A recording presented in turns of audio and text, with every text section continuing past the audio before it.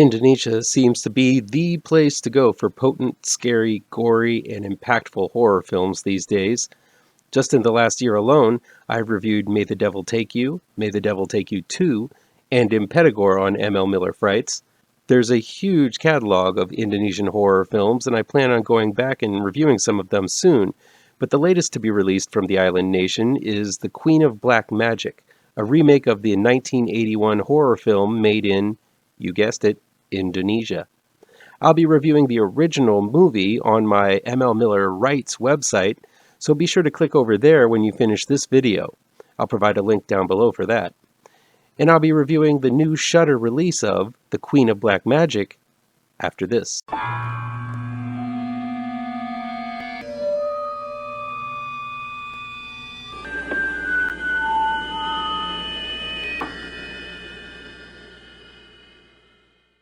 Welcome back to ML Miller Frights, a part of the Kings of Horror Network.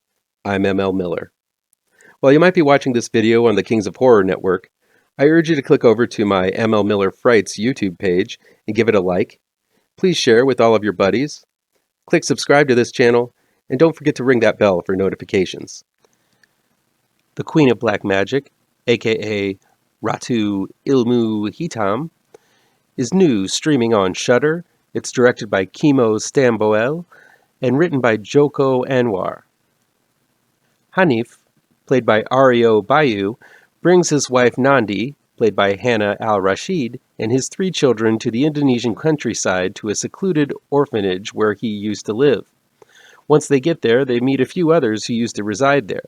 All of them have returned to their former home to pay their respects to the orphanage's headmaster, Mr. Bandi, played by Yayu A.W. Unru, on his deathbed.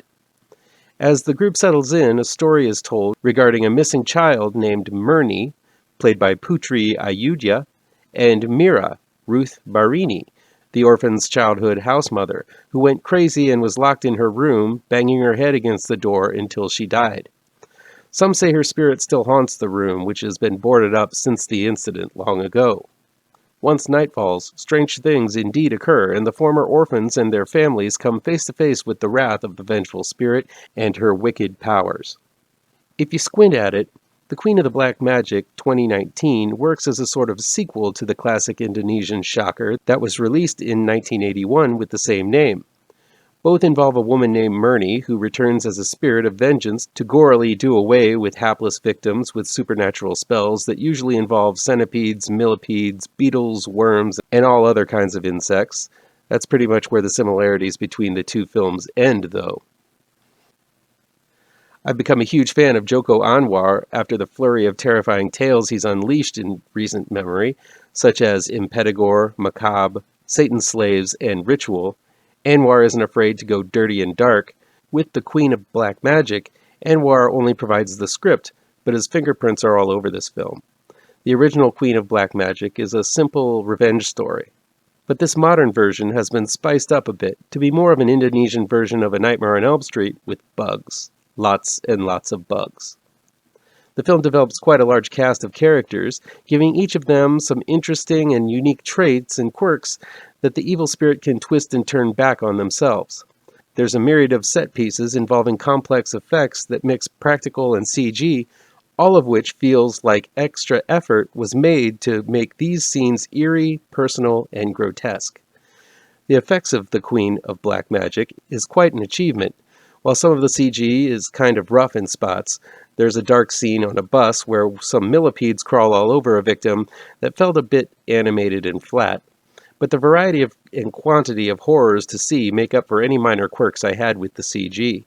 Director Kimo Stamboel does a fantastic job of whipping from one group to another in this somewhat complex story that takes place within the vast rooms of the orphanage, outside of it, and in the vast reed fields that lead up to it. There's an atmosphere that is reminiscent of May the Devil Take You, another Indonesian scarefest, and while both take place in orphanages and involve people haunted by the past returning to them, both films feel absolutely distinct. The Queen of Black Magic begins with a bang as an unidentified object is hit in the road in the first few seconds. The film takes its time to get absolutely harrowing, but has a dark and foreboding sense from the very beginning. The pace and tone is ever evolving. and intensifying, culminating with a climax that will cause chests to tighten and teeth to clench at the gnarly, bug-ridden sights, sounds, and feelings at play. This is a movie that'll make you squirm in your seat and continue twitching and itching until the very end. All of the acting here is above average, but the true standout for me of the Queen of Black Magic is the spunky yet charismatic little kid, Haki, played by Muzaki Ramdan. Not only does he have more likability than his two siblings combined, but he's a hell of an actor. This script has no compunctions with doling out the horror on children, and once that is made clear, it makes Haki's plight all the more interesting. This little guy's a hell of an actor, and that's coming from someone who really isn't a big fan of children in horror films. He's knee-deep in the thick of these gross-out effects and heinous acts.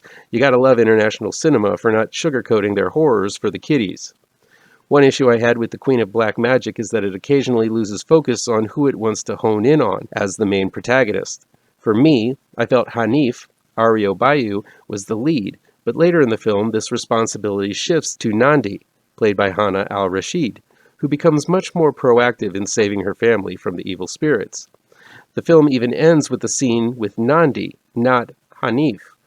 Al-Rashid is a strong actress, as is Bayu, but I found the attention to Nandi's story felt misplaced, as it is Hanif who is a former occupant of the orphanage, and more closely tied to the spirits which haunt it.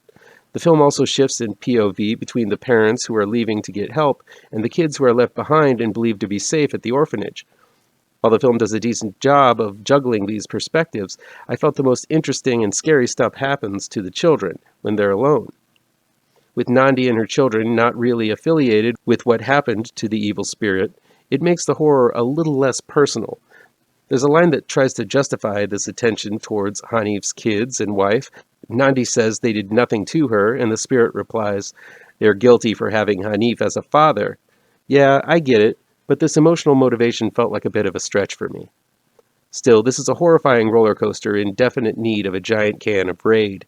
The sheer amount of creepy crawlies and nightmare scenarios make the Queen of Black Magic more potent than most horror out there. While it's not perfect, it's going to please a lot of people with an appetite for all things that go bump and squirm around in the night. That'll be it for today. Please chime in down below in the comments and let me know how on the nose or mind-numbingly wrong I am, or you can counter with your own review. So guys, you know how YouTube works. I'd love to be able to dedicate more time to this channel.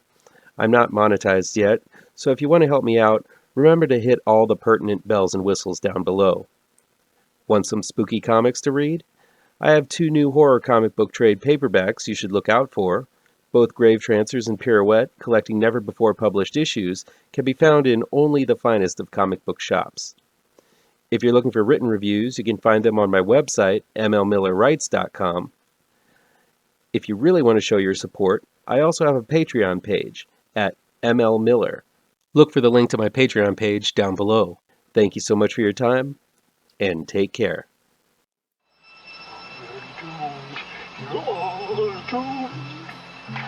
You're doomed to live the life you're meant to be, stuck inside your reality. You're